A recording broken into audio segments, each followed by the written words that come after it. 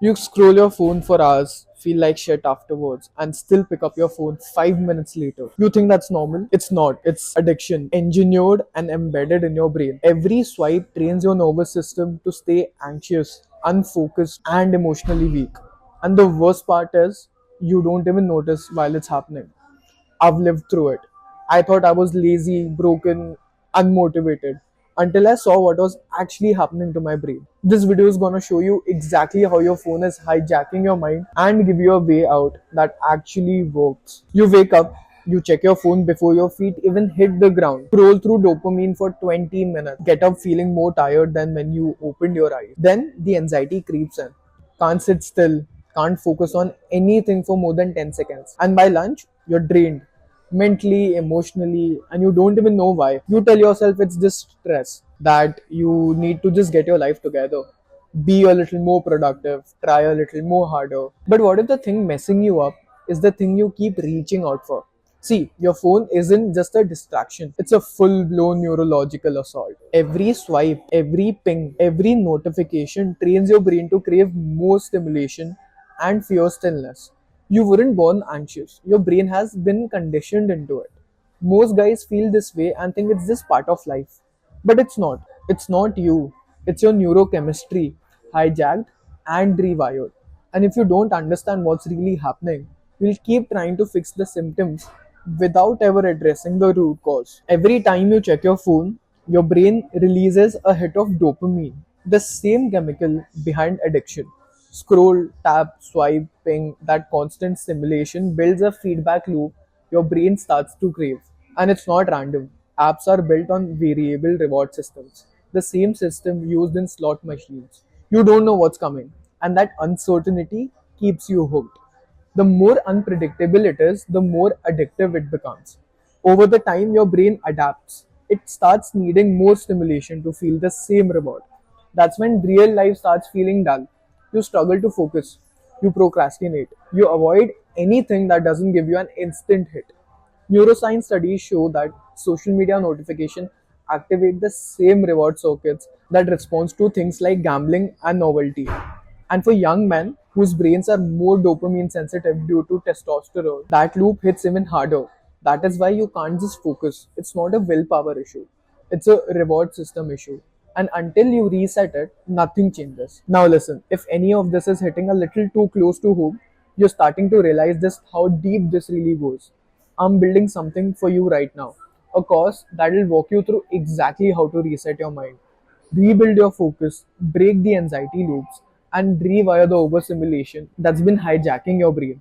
It's built on real neuroscience, lived experience, and everything I wish I had when I felt numb, distracted, and stuck in my own head. So if you're ready to stop letting your phone control your mind, check out the first link in the description. You'll get early access as soon as it's ready. Alright, let's talk about what happens when the control center of your brain starts breaking down. Every time you reach out for your phone without thinking, you're reinforcing a habit loop that weakens your brain's most powerful asset, your prefrontal cortex. This is the part of your brain responsible for impulse control, focus, long term decision making, and self awareness.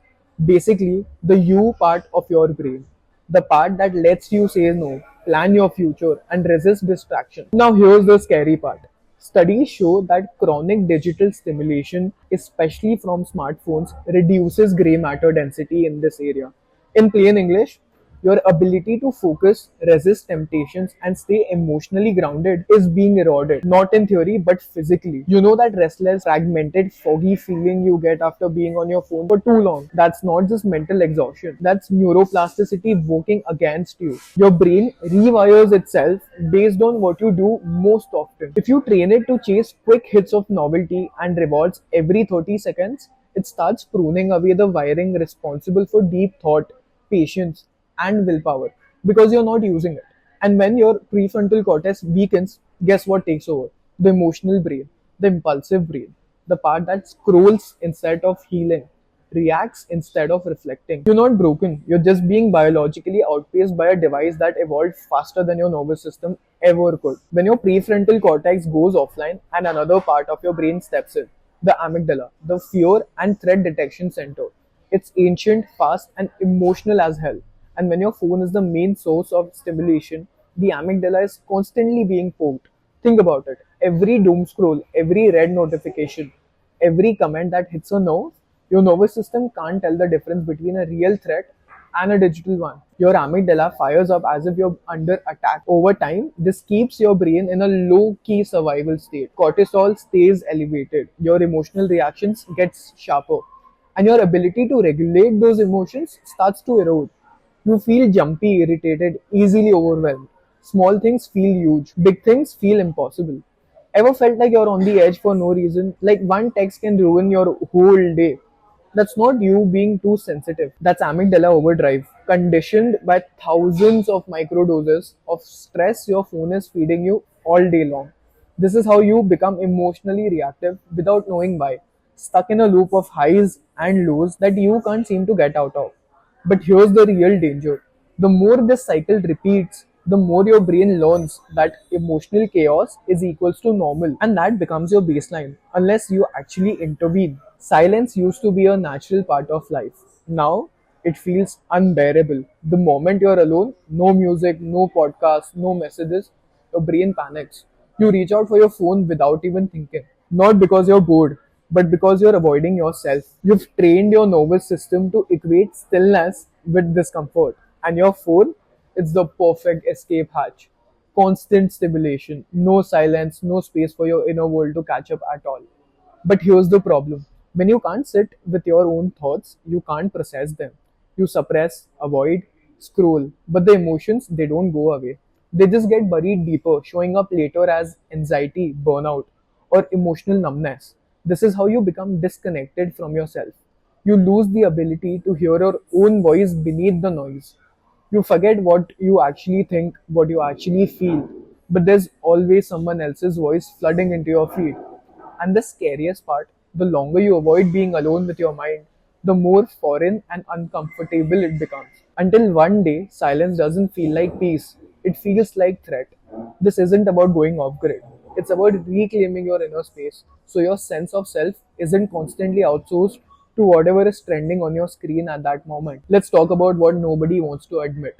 The version of masculinity you're absorbing from your phone, it's not strength, it's performance. Scroll through your feed and you will see it. Hyper edited reels of alpha males preaching dominance, success, stoicism. But behind the scenes, it's curated insecurity, validation dressed up as confidence, hustle masking burnout, and it messes with your brain because deep down you're trying to become something that doesn't even exist. A highlight reel stitched together from other people's projection. You start measuring your worth by likes, your masculinity, your grind, just self respect by how emotionless you can appear. Here's the reality: real masculinity isn't loud, it is definitely not a performance. The ability to sit with discomfort, to take responsibility, to feel emotions without being ruled by them, to think for yourself in a world that's trying to think for you. But when you are hooked into a digital feed 24 by 7, that grounded presence is the first thing that you let go. You're reactive, anxious, always comparing, always proving. And slowly, without realizing it, your identity is no longer something you grow from the inside. It's something you're sold from the outside. This isn't about phones, it's about what phones have replaced: inner compass, real community, and earned confidence. Alright, enough of the breakdown. Let's talk about the reset. Because if you're feeling scattered, reactive, stuck in endless loops of scrolling and self doubt, you need something that gets back in your body and fast. Here's the tool. Number one, sensory grounding plus interoception. Stay with me. When you catch yourself reaching out for your phone, automatically pause and ask yourself, what am I feeling right now? And what am I trying to avoid? That single moment of awareness already shifts your nervous system from autopilot into presence. Then do this. Name 5 things you can see, 4 things you can actually touch, 3 things you can actually hear, and 2 things you can actually smell. And at last, 1 thing you can taste.